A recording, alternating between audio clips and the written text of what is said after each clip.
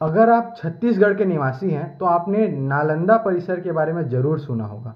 रायपुर में स्थित ये एक लाइब्रेरी है जिसका क्रेडिट जो है मिस्टर ओपी चौधरी जी लेते हैं, जो अभी फाइनेंस मिनिस्टर हैं हमारे छत्तीसगढ़ के, और उस वक्त कलेक्टर थे रायपुर के।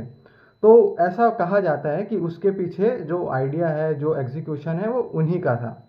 मगर एक चीज़ जो आपको हैरान कर देगी वो ये है कि मैं भी कुछ दिनों पहले वहाँ गया था ये पता करने के लिए कि क्या मैं भी वहाँ पढ़ सकता हूँ, क्या सीट है वहाँ पर।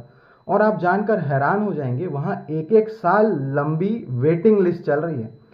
उन्होंने कहा कि आपको सिर्फ अभी नाम और नंबर लिया जाएगा, आपकी बारी आने के बाद ही आपको कॉल करके आपकी सीट पक्की होगी। और फिर मैंने पूछा कि कितना इंतज़ार करना पड़ेगा, तो उन्होंने कहा कि कई लोग तो पिछले साल जनवरी में लिख कर गए थे, कई लोगों ने पिछले साल दिवाली में लिख कर गए थे और उनका अभी तक बारी नहीं आया है। इससे क्या पता चलता है दोस्तों? और ये ही नहीं, अगर आप वहाँ गए हैं तो उसके बगल में एक सेंट्रल लाइब्रेरी भी है जो गवर्नमेंट की ही है। वहाँ भी मैंने पता किया और वहाँ भी स्थिति कुछ ऐसी ही थी।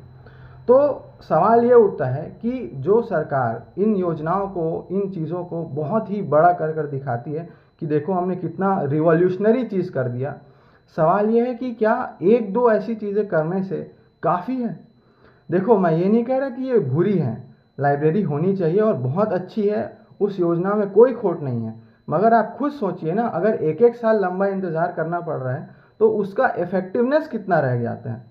क्या हम एक दो लाइब्रेरीज बना के ही संतुष्ट हो जाएं, या हमें हर मोहल्ले पर, एटलीस्ट हर जिलों पर बनाना चाहिए? आपका क्या ख्याल है इस बारे में?